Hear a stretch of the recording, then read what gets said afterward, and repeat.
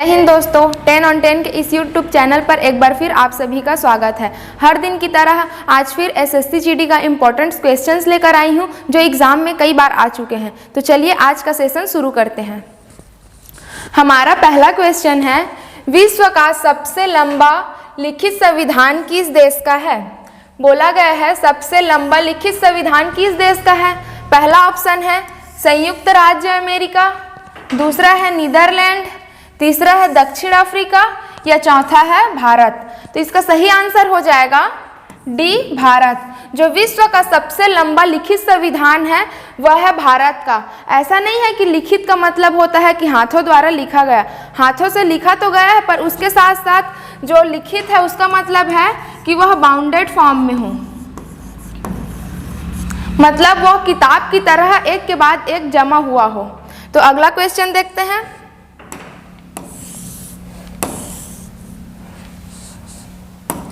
कानून का शासन किसी भी खाली स्थान की नींव है, जिसका अर्थ है कि कोई भी व्यक्ति कानून से ऊपर नहीं है। पहला ऑप्शन है साम्यवाद, दूसरा है एकतंत्र, तीसरा है अधिनायकत्व या चौथा है लोकतंत्र। तो इसका सही आंसर हो जाएगा डी, लोकतंत्र। कानून का शासन किसी भी लोकतंत्र की नींव है, जिसका अर्थ है कि कोई भी व्यक्ति कानून से ऊपर नहीं है। लोकतंत्र ये अर्थात होता है जनता का जनता के लिए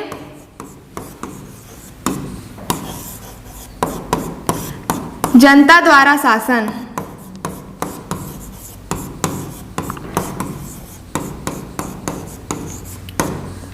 अगला क्वेश्चन देखते हैं।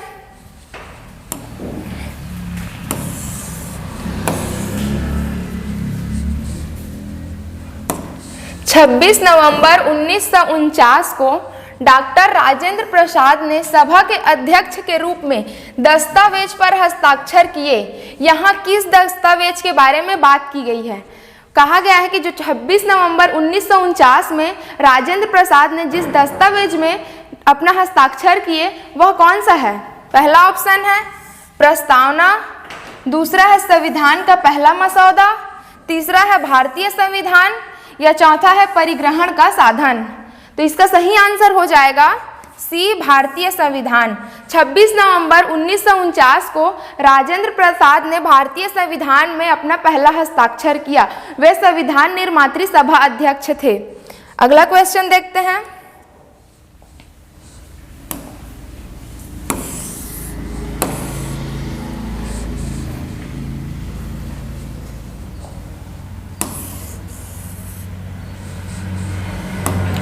निम्नलिखित में से किस मामले में लोकसभा और राज्यसभा के समान शक्तियां प्राप्त नहीं हैं? लोकसभा और राज्यसभा में किस मामले में समान शक्ति प्राप्त नहीं है पूछा गया है। पहला ऑप्शन है सर्वोच्च न्यायालय और उच्च न्यायालय के न्यायाधीशों पर महाभियोग चलाने के लिए, दूसरा है राष्ट्रपति पर महाभियोग चलाने, तीसरा है धन विधेयक पारित करने या चौथा है संवैधानिक संशोधन। तो इसका सही आंसर हो जाएगा सी, धन विधेयक। जो धन विधेयक का मामला है वह सबसे पहले लोकसभा में ही आता है और लोकसभा से पारित होकर वह राज्यसभा में जाता है। तो राज्यसभा उसे केवल 14 दिन तक ही रख सकता है, या उसे राज्यसभा उसे पारित करे या ना पारित करे और उसके बाद वह खुद पारित हो जाता है। अगला क्वेश्चन देखते हैं।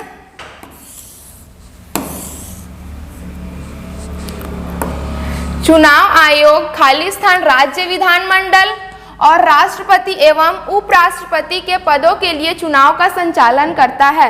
पहला ऑप्शन है डेप्यूटी स्पीकर, दूसरा है संसद, तीसरा है स्पीकर या चौथा है प्रधानमंत्री। तो इसका सही आंसर हो जाएगा बी, संसद।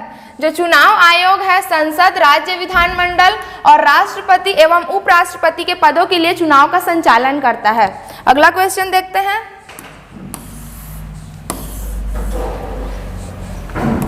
लोकसभा का सदस्य बनने के लिए न्यूनतम आयु कितनी होनी चाहिए? पहला ऑप्शन है 23 वर्ष, दूसरा है 18 वर्ष, तीसरा है 22 वर्ष या चौथा है 25 वर्ष। तो इसका सही आंसर हो जाएगा डी 25 वर्ष। जो लोकसभा के सदस्य बनने की न्यूनतम आयु है वह है 25 वर्ष और राज्यसभा के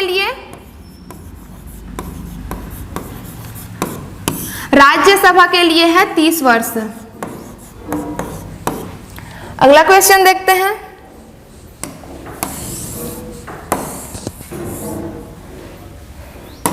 संसद के निचले सदन के सदस्यों की अधिकतम संख्या कितनी है?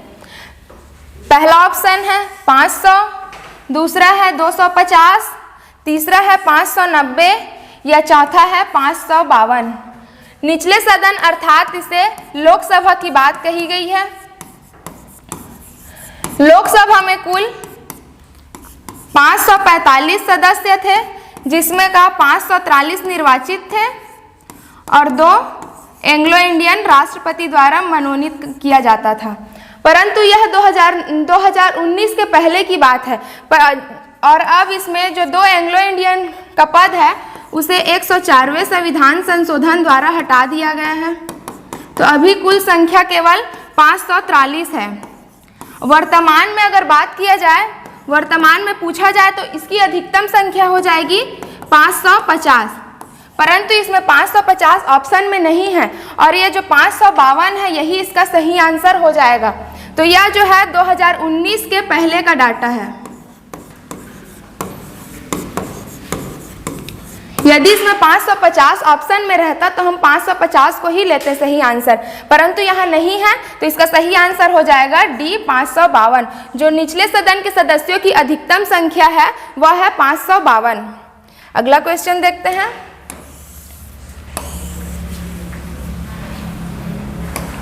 संसद खाली स्थान से मिलकर बनती है। इसका ऑप्शन नहीं है तो इस पहला ऑप्शन हो जाएगा ए, दूसरा है बी, तीसरा है ए, बी व सी या चौथा है इनमें से कोई नहीं।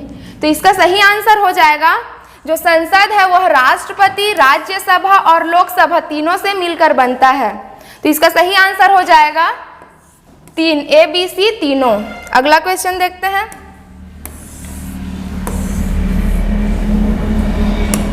निम्नलिखित में से कौन सा कथन भारत के संसद के संयुक्त सत्र के बारे में सही नहीं है? पहला ऑप्शन है अब तक दोनों सदनों की संयुक्त बैठक 3 मौके पर हो चुकी है। दूसरा है राज्यसभा के सभापति संयुक्त सत्र की अध्यक्षता करते हैं। तीसरा है राष्ट्रपति संयुक्त सत्र के लिए दोनों सदनों की बैठक बुला सकता है। चौथा है संसद के दोनों सदनों के बीच गतिरोध को दूर करने के लिए संयुक्त सत्र का आयोजन किया जा सकता है। तो इसका सही आंसर हो जाएगा बी। जो राज्यसभा के सभापति है वह संयुक्त सत्र की अध्यक्षता नहीं करते हैं, बल्कि संयुक्त सत्र की अध्यक्षता जो है वह लोकसभा स्पीकर करते हैं।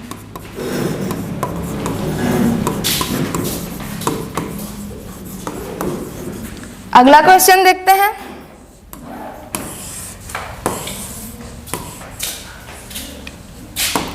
भारतीय संविधान के मूल लेख में कितने अनुच्छेद थे?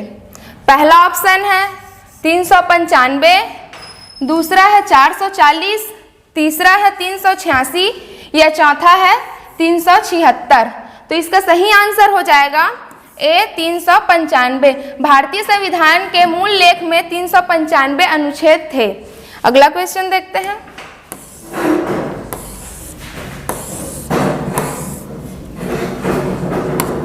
भारतीय संविधान के किस अनुच्छेद में कहा गया है कि भारत अर्थात इंडिया राज्यों का संघ होगा? पहला ऑप्शन है अनुच्छेद 2, दूसरा है अनुच्छेद 1, तीसरा है अनुच्छेद 11 या चौथा है अनुच्छेद 10। तो इसका सही आंसर हो जाएगा बी अनुच्छेद 1। हमारे भारतीय संविधान के अनुच्छेद 1 में ही कहा गया है कि भारत अर्थात इंडिया राज्यों का संघ होगा। अगला क्वेश्चन देखते हैं।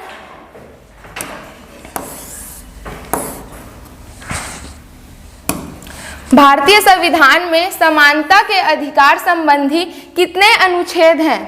पहला ऑप्शन है 3, दूसरा है 4, तीसरा है 5 या चौथा है 2।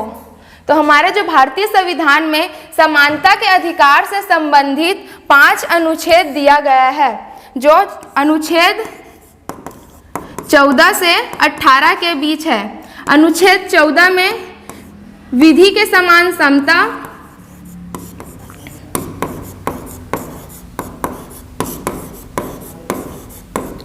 व विधि के समान संरक्षण की बात कही गई है। 15 में धर्म,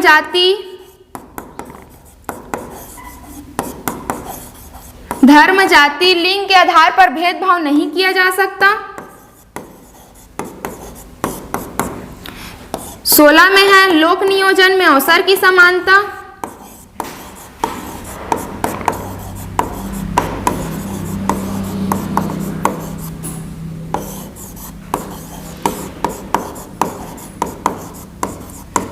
17 में है अस्पृश्यता का अंत।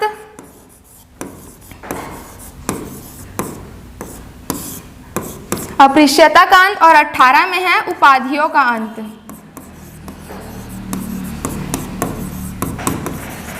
ये जो 5 अनुच्छेद है यह समानता के अधिकार से संबंधित है। अगला क्वेश्चन देखते हैं।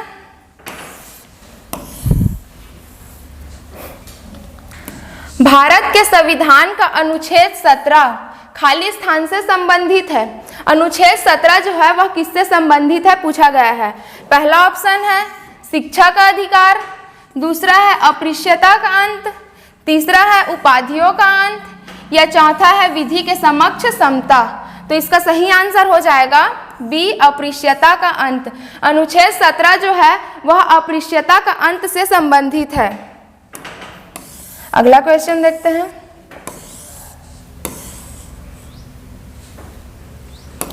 भारत के संविधान का कौन सा अनुच्छेद अस्पृश्यता की अवधारणा को समाप्त करता है और किसी भी रूप में इसके व्यवहार को निषिद्ध करता है? पहला ऑप्शन है अनुच्छेद 16, दूसरा है अनुच्छेद 15, तीसरा है अनुच्छेद 14, या चौथा है अनुच्छेद 17। तो इसका सही आंसर है अनुच्छेद 17, डी ऑप्शन। जो अस्पृश्यता का अंत है वह अनुच्छेद 17 में उल्लेखित है। अगला क्वेश्चन देखते हैं।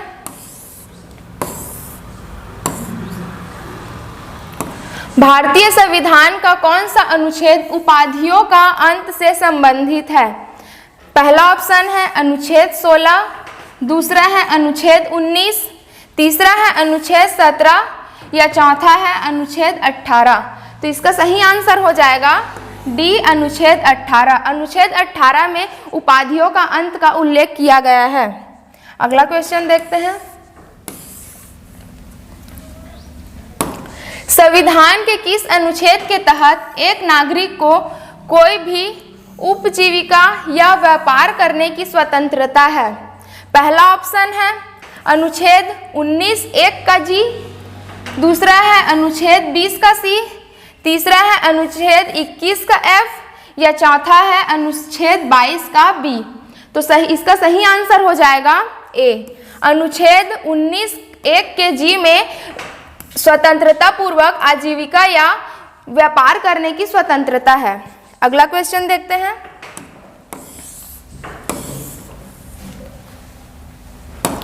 भारतीय संविधान का कौन सा अनुच्छेद अभिव्यक्ति की आजादी प्रदान करता है? पहला ऑप्शन है 21, दूसरा है 20, तीसरा है 21(a), या चौथा है 19। तो इसका सही आंसर हो जाएगा डी, 19। अनुच्छेद 19 जो है वह अभिव्यक्ति की स्वतंत्रता प्रदान करता है। अगला क्वेश्चन देखते हैं। भारतीय संविधान का कौन सा अनुच्छेद प्राण और दैहिक स्वतंत्रता का संरक्षण से संबंधित है? पहला ऑप्शन है अनुच्छेद 20, दूसरा है अनुच्छेद 21, तीसरा है अनुच्छेद 22, या चौथा है अनुच्छेद 19। तो इसका सही आंसर हो जाएगा बी, अनुच्छेद 21। अनुच्छेद 21 जो है उसमें प्राण एवं दैहिक स्वतंत्रता के संरक्षण की बात कही गई है। अगला क्वेश्चन देखते हैं।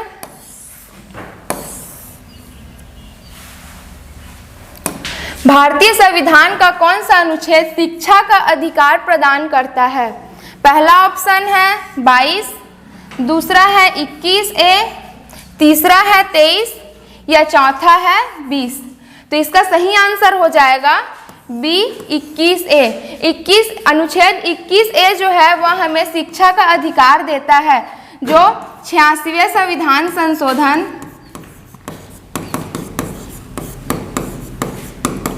86वें संविधान संशोधन 2002 द्वारा जोड़ा गया है। इसमें 6 से 14 वर्ष के बच्चों को निःशुल्क एवं अनिवार्य शिक्षा प्रदान किया जाएगा। अगला क्वेश्चन देखते हैं।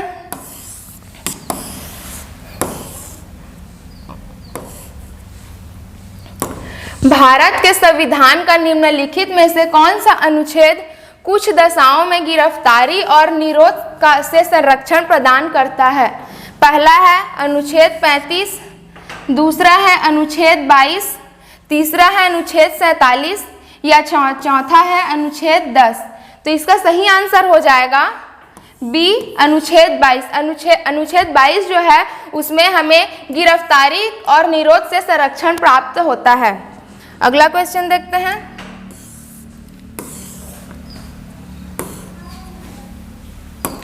भारतीय संविधान का निम्नलिखित में से कौन सा अनुच्छेद शोषण के विरुद्ध अधिकार से संबंधित है? पहला ऑप्शन है अनुच्छेद 27 से 28, दूसरा है अनुच्छेद 23 से 24, तीसरा है अनुच्छेद 33 से 34 या चौथा है 37 से 38।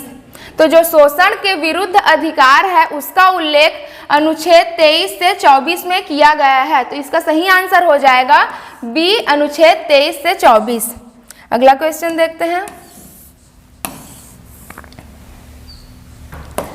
भारतीय संविधान के अनुच्छेद 25 से 28 खाली स्थान से संबंधित है।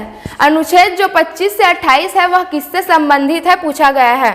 पहला ऑप्शन है संवैधानिक उपचारों का अधिकार, दूसरा है सांस्कृतिक और शैक्षणिक अधिकार, तीसरा है धर्म की स्वतंत्रता का अधिकार या चौथा है शोषण के विरुद्ध अधिकार।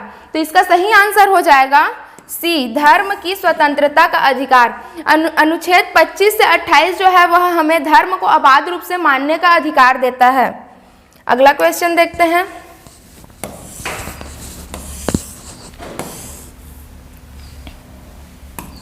भारतीय संविधान का कौन सा अनुच्छेद अल्पसंख्यक वर्ग हितों के संरक्षण से संबंधित है? पहला ऑप्शन है अनुच्छेद 33, दूसरा है अनुच्छेद 29, तीसरा है अनुच्छेद 31 या चौथा है अनुच्छेद 27। तो इसका सही आंसर हो जाएगा बी अनुच्छेद 29। अनुच्छेद 29 जो है वह अल्पसंख्यक वर्ग के हितों के संरक्षण से संबंधित है। अगला क्वेश्चन देखते हैं।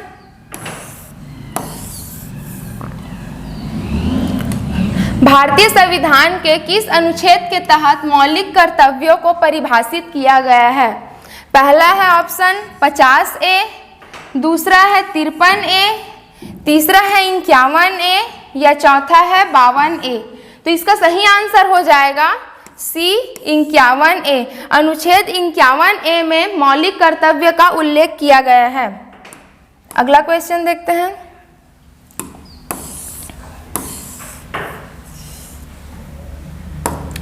खाली स्थान मूल कर्तव्यों को भारतीय संविधान के भाग 4A के अनुच्छेद खाली स्थान में सूचीबद्ध किया गया है। पहला ऑप्शन है 1151A, दूसरा है 1152A, तीसरा है 1352A या चौथा है 1351A। तो इसका सही आंसर हो जाएगा ए 1151A। जो 11 मूल कर्तव्य है उसे भारतीय संविधान के भाग 4A के अनुच्छेद 51A में सूचीबद्ध किया गया है। अगला क्वेश्चन देखते हैं।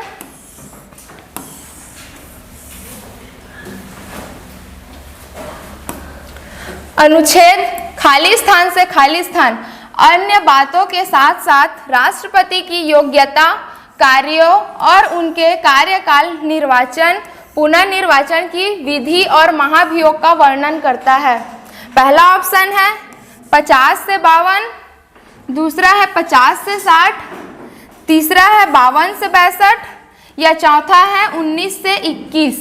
तो इसका सही आंसर हो जाएगा सी 52 से 62। अनुच्छेद 52 से 62 जो है वह राष्ट्रपति की योग्यता, कार्य, उनके कार्यकाल, निर्वाचन, पुनर्निर्वाचन की विधि और महाभियोग का वर्णन करता है। अगला क्वेश्चन देखते हैं। भारतीय संविधान का कौन सा अनुच्छेद भारत के उपराष्ट्रपति के पद को अनिवार्य करता है? पहला ऑप्शन है अनुच्छेद 49, दूसरा है अनुच्छेद 42, तीसरा है अनुच्छेद 53 या चौथा है अनुच्छेद 63। तो इसका सही आंसर हो जाएगा डी अनुच्छेद 63। अनुच्छेद 63 में जो है वह उपराष्ट्रपति के पद का उल्लेख किया गया है। अगला क्वेश्चन देखते हैं।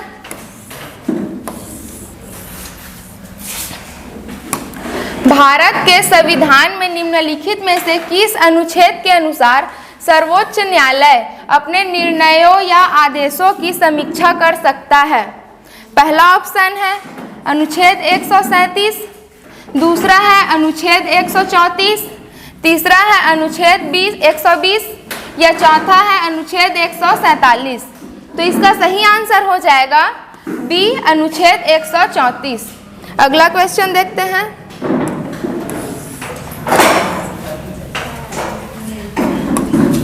भारतीय संविधान का निम्नलिखित में से कौन सा अनुच्छेद भारत के नियंत्रक एवं महालेखा परीक्षक के लिए एक स्वतंत्र कार्यालय का प्रावधान करता है? पहला ऑप्शन है अनुच्छेद 160, दूसरा है अनुच्छेद 158, तीसरा है अनुच्छेद 134 या चौथा है अनुच्छेद 148। तो इसका सही आंसर हो जाएगा डी अनुच्छेद 148। अनुच्छेद 148 में जो है भारत के नियंत्रक एवं महालेखा परीक्षक का उल्लेख किया गया है। अगला क्वेश्चन देखते हैं। भारतीय संविधान का कौन सा अनुच्छेद भारत के नियंत्रक महालेखा परीक्षक के कर्तव्यों और शक्तियों से संबंधित है? पहला ऑप्शन है अनुच्छेद 165, दूसरा है अनुच्छेद 160, तीसरा है अनुच्छेद 148 या चौथा है अनुच्छेद 149। तो इसका सही आंसर हो जाएगा डी अनुच्छेद 149। जो हमारे भारतीय संविधान के अनुच्छेद 149 में नियंत्रक महालेखा परीक्षक के कर्तव्यों और शक्तियों का उल्लेख किया गया है। अगला क्वेश्चन देखते हैं।